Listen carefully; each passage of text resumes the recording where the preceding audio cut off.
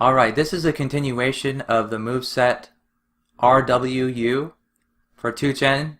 This is the only video in this series in which I'm going to also derive something that's not a 2-cycle odd parity algorithm. And that is the challenge to do just like the move R in this moveset, and also R2. I'll do R2 first because it's easier. But I'll start off this video with the 57 move single dedge flip algorithm for the 4x4. I won't be doing any shorter ones for the 5x5 in this video as I mentioned in the previous. But let's get started with the 57 move single dedge flip algorithm. We start with the move sequence that conquers the corners and does an 8 cycle of wing edges. And in this one I happen to do the reflection of it where I inverted every single quarter turn move, which means I inverted them all, so that it looks like this instead. I'm not sure why, but it really doesn't matter. And now the easiest thing to do is to switch this dedge here with this dedge by first doing the following setup moves. Now I'm ready to do PLL parity. This is just basically a review from what we learned in the past video, nothing new. Now I'm going to undo those setup moves. Now I'm just rewriting the whole thing here, but I'm including a 1. This is the insertion technique, something that people in FMC do. So I'm going to do an insertion here, and the insertion I'm going to do is a conjugation of PLL parity as well. Perhaps you can use a 3 cycle if you wanted to, but for this example it seems like a conjugate of PLL parity is shorter than the 3 cycle, and thus I chose to use this. And it took some experimentation, but there's so many possibilities. I'm sure someone can find a better insertion and therefore create a shorter algorithm than a 57 move. But this is as far as I'm going to go with this, and I'll let y'all explore. And if you do find a shorter algorithm, please share it with everybody in the comments below.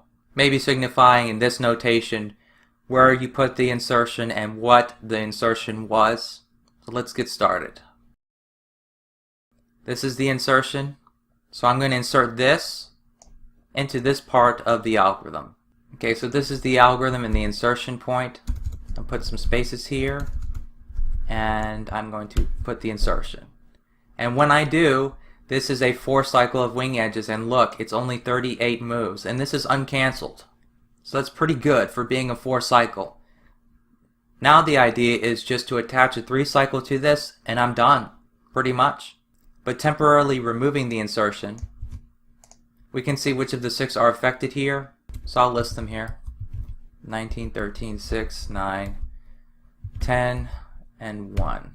I'm going to now undo the moves until that point in the algorithm, and we'll see what this insertion does now. So I'm going to paste this. I guess that was redundant. Let me go back.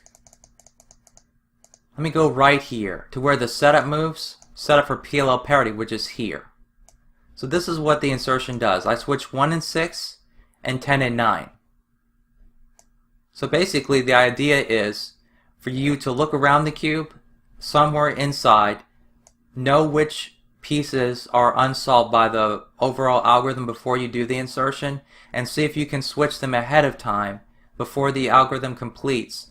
And if in this particular part, before you undo these moves, or in other words execute the rest of the algorithm, if a more favorable position in terms of the number of setup moves that would be required to do such a 2-2 cycle, if that would result in fewer moves in the setup for PLL parity. If so, then it might be better to do it here before the algorithm completes, instead of letting the algorithm complete and do some setup moves and then doing PLL parity and then undoing that.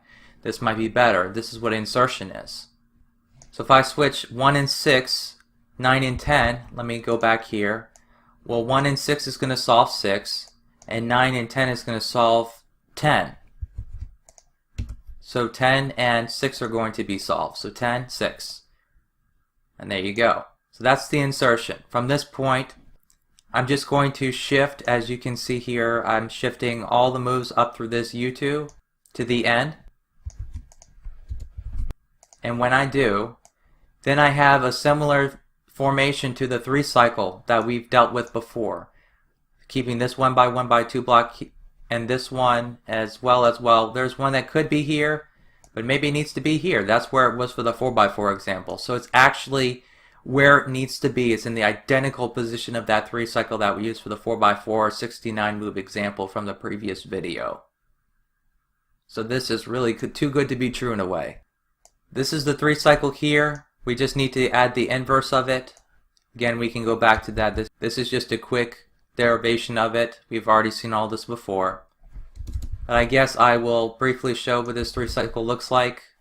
Looks like this. So the third wing edge effect is over here, and these two are here. So when I combine these two together, then I get a 2 cycle.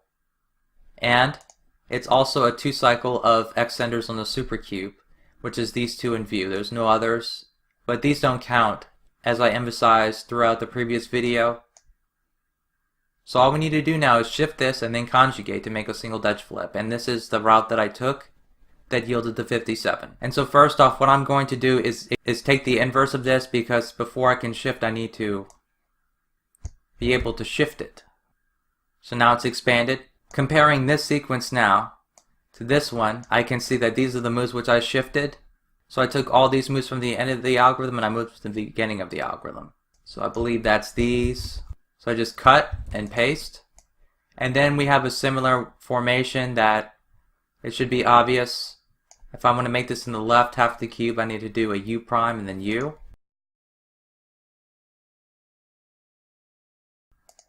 And then I need to do a RW2. And that will make the single dedge flip. It's 68 moves uncancelled. When we cancel, it becomes a 80, 57. And I also inverted all the quarter turns to move it to the front to get that. So 57 moves. Alright, now for the moves R2 and R. This is the challenge. If you were wanting to do just the moves R2 or R in this moveset, how would you do them? I'll start with R2 because it's very simple.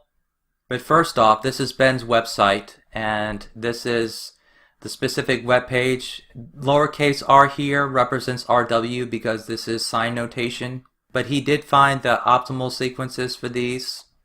So for R2, the one we're going to derive an algorithm for, the optimal is 38. So we'll take a look at that one first. And I guess I'll just mention right now the optimal for R is 43. So it's longer than R2, but actually not that much longer. So let's begin with R2. This is the end goal. I start with PLL parity and I conjugate it so that it looks like this. I'm going to remove the outer 2 setup moves so that we can see what this is. Basically, this is PLL parity in the top. So from that point, I want to, well, you'll see. If I apply RW2, now these two 1x1x4 blocks are separate now. And I do a U2, like so, to get them both in the R slice. Now if I didn't know any better, and if I would do the move R2 to the cube, and I look at the wing edges and also the top and bottom 1x2 center blocks, this is the exact same permutation that this conjugation of PLL parity does. The only difference is this 1x2 center block in the front and this 1x2 center block in the back are not affected by this, obviously. So this is one piece to keep in mind, and I'm going to simply combine it with another piece to get the end result. The other piece is this, well, just switching these opposite 1x2 center blocks. So let's take a look at the X in this commutator XY. Applying it to a cube, it does this. Well, the corners are in place, and they're twisted. So I know if I repeat this 3 times, it's going to not affect corners anymore, so that's good. Let's see what happens when I do. I get this result here, which looks very, very interesting. And then obviously, I'm just reading off the paper here. I apologize. But if I just let that be X and I let Y be U2, then I will get an algorithm which does this. And this was just experimentation. I'm not saying this is obvious, but this is a nice move sequence that I found that's not too long that does this. Obviously, if someone finds a shorter move sequence to do this, then they can combine it with the other one to create maybe something really close to optimal. But this is what I found. So this was the first piece, which is equivalent to the move lowercase r2 except for those opposite centers. Then I apply that move sequence that's for opposite centers and it looks like this. But if before I do that though, if I do an RW2 move, and it's just an opposite 1x2 center block swap away of being R2. That's why I combine them all together like this. and then I get the move R2. This is 57 moves uncancelled. The move optimal, as I mentioned previously, is 38. When I expand and cancel moves, I get 49. So it's just 11 moves over optimal, which is pretty nice. And now finally on to the last move sequence that I'm going to derive in this move set, and that is to do the move R, or R prime if you take its inverse. This is pretty tough. There's a new algorithm piece that I used to derive this, but it's not any more unobvious. It's probably a little bit more logical, I would say. If you've watched this video series, you've seen something kind of similar with repetition, but we derived this piece here. Let's take a look at what it does to the cube. It does a 3 cycle of 1x2 center blocks between the U and D faces. It does the move R prime, and it also does a 4 cycle of wing edges in U. So the idea is this. I have this, and I know how to create a 4 cycle of wing edges using the previous method to find single dedge flip algorithms, because I had to first get a 4 cycle before I could reduce it to a 2 cycle. So somehow I can conjugate a 4 cycle to be the specific 4 cycle to do the inverse of this 4 cycle. I combine that with this and maybe have a center algorithm to solve back some centers, and then I can do the move R. That's basically the idea of this whole thing. Now, this piece right here and this piece right here are identical. And this piece is just the reflection of those pieces by inverting all the quarter turn moves. With that out of the way, let's take a look at this. This is a conjugation of PLL parity. It looks similar. Well, if we were to, from this point, if I were to do the moves R, U2, R prime, U2, then it would be quote-unquote pure PLL parity. That's not important. The important thing is this, that it is a conjugation of PLL parity, because this repeated sequence here we know is this. So I conjugate this now so PLL parity is in the top. So all of this except for the outermost setup move is this PLL parity. So I just conjugate it with one move, RW, to get this. From this point it was experimentation, but I said let me just conjugate this with U2. I mean, in this moveset you only have 2 choices for moves, so I was going to do either a U or a U2. If I want to preserve the blocks, I said let me do a U2. That was my only choice. And I have this. I have most of the pieces isolated in the R slice. So maybe I'm tempted, if you've seen the lowercase r U2 gen video, to repeat this somehow and to see what happens. As you can see here, I chose to also conjugate the same thing with R2. And then I apply that right after this. But first let's just see it separate. This is with R2. So this is just a mix and match. This is self-explanatory if you just observe what each of these do and then you combine them together to see what their end result is. It's pretty self-explanatory. It looks like this. Now if I do the move RW prime, which is the extra quarter turn, technically speaking, then I do the move R, and then I have this result here, which, applying it, and I get that algorithm piece. So again, this entire thing here is PLL parity and the U phase, and this is also. Right? See that? It's the same thing. Just for those who are curious, if I would apply the same thing without mirroring it, this is what I would get. This is not what I want. Not very good, because even though this entire move sequence does the move capital R prime, which is nice, I don't know how to create this with a in this move set. It's not obvious. But I know how to create a 4 cycle. So this just worked out. This is a nice piece I found separately for something completely different. And I just later combined them together. My first impression with this was, this is a 4 cycle, and this is a 3 cycle 1x2 center block. So if I just repeat this entire sequence 3 times, then I have a 4 cycle checkerboard pattern. And it's like, whoa, it's just a R move away from being a checkerboard pattern. But then I later used it for this R move, which was pretty neat. So now if we just take the move sequence that we acquired from steps 1 through 3 of the 57 move dedge flip algorithm for the 4x4, which was this, it included the insertion. So this was a 4 cycle, and I'll use a separate cube here. This was that 4 cycle. Look, very familiar sight.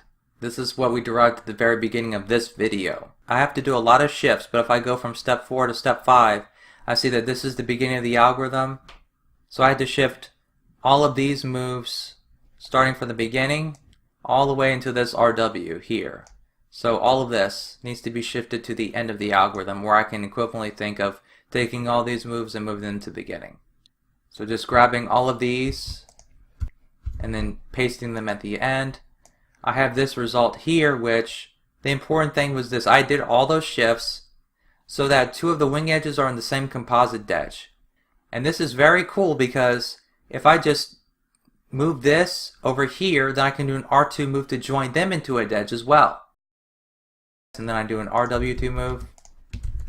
Then they're joined together. So what do I have to do next?